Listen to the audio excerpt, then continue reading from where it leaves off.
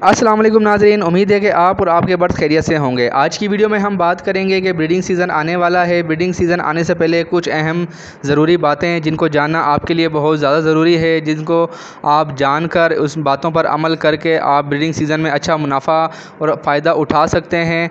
अगर आप इन बातों को मिस कर देते हैं तो आप ब्रीडिंग सीज़न में नुकसान भी उठा सकते हैं और आपका शौक़ भी ख़त्म हो सकता है। तो सबसे पहले हम बात करेंगे ब्रीडिंग सीज़न आने से पहले अगर आपने जावा रखी हैं, फिंचर रखी हैं, बजरीज़ रखे हैं, कॉकटेल रखे हैं, रिंगनेक रखे हैं या कोई बड़े बर्ड्स रखे हैं, तो सबके लिए एक ही फार्मूला है कि आपने ब्रीडिंग सीज़न से पहले इनकी डिवॉर्मिंग करवानी होती है। अगर आप चाहते हैं कि मैं आपके लिए एक तफसीली वीडियो बनाऊं कि डिवॉर्मिंग किस तरह की जाती है और नेचुरल तरीके से किस तरह की जाती है, किन किन चीज़ों से डिवॉर्मिंग होती है, तो आप मुझे कमेंट्स बॉक्स में बता दें, मैं आपके लिए मुकम्मल तफसीली वीडियो बना के अपलोड कर दूँगा। उसके बाद डिवॉर्मिंग करवाने के बाद आपने जो है अपने बर्ड्स को मल्टीविटामिन्स और कैल्शियम का इस्तेमाल लाजमी करवाना है ताकि आपके बर्ड्स हेल्दी और एक्टिव रहें, उनकी हेल्थ अच्छी रहे, ताकि ब्रीडिंग सीज़न के अंदर वो अच्छी उनकी प्रोग्रेस आए, 6-6 7-7 अंडे आएँ और उनके अंदर से 6-6 7-7 बच्चे भी निकलें।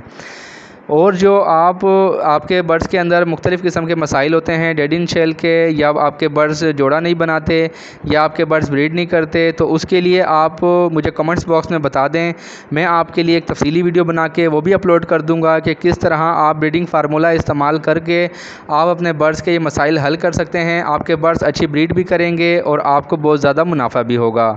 उसके बाद कुछ दोस्तों का सवाल होता है कि सॉफ्ट फूड क्या साला साल खिलाना चाहिए, और क्या अब बारिशों का सीज़न चल रहा है, इस सीज़न के अंदर जो अब हमारे बर्ड्स हैं उसको हम जो है सॉफ्ट फूड दे सकते हैं कि नहीं दे सकते। तो इसका जवाब ये है कि साला साल आपने अपने बर्ड्स को सॉफ्ट फूड देना होता है, बस मौसम के हिसाब से कम या ज़्यादा करना होता है।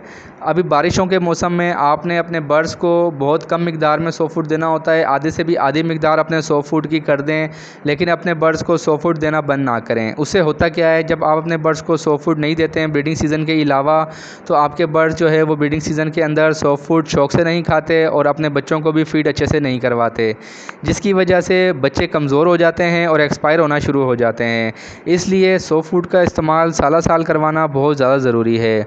अगर आप चाहते हैं कि आपके लिए मेरे चैनल के ऊपर पहले भी वीडियोस मौजूद हैं सॉफ्ट फूड की, और अगर आप चाहते हैं कि मैं आपके लिए एक नई वीडियो बनाकर वीकली प्लान के हिसाब से कि रोज़ डे बाय डे आपको कौन सा सॉफ्ट फूड दें, तो वो आप मुझे कमेंट्स बॉक्स में बता दें, उसकी वीडियो बनाकर मैं अपलोड आप लोगों के लिए कर दूँगा।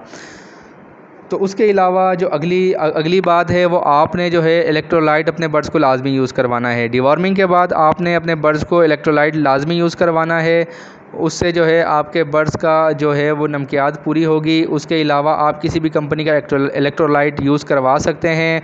मेरे चैनल पे पहले भी मैंने बहुत सस्ता 120 रुपये में इलेक्ट्रोलाइट बनाने की वीडियो जो है बना के अपलोड की हुई है, आप वो देख सकते हैं, मेरे चैनल पर जाके विज़िट करें। और अगर आपने अभी तक मेरे चैनल को सब्सक्राइब नहीं किया तो चैनल को सब्सक्राइब कर दें, बेल आइकन को भी ऑल कर दें, ताकि मेरी तमाम इन्फॉर्मेटिव वीडियो आपको उनका नोटिफिकेशन टाइम से मिलता रहे और आप उससे फ़ायदा उठाते रहें। तो इलेक्ट्रोलाइट आप मेरे चैनल पे जाके वीडियो देख सकते हैं, बहुत सस्ते तरीके से मैं अपने बर्ड्स को भी ये यूज़ करवाता हूँ, इसका बहुत अच्छा रिज़ल्ट है।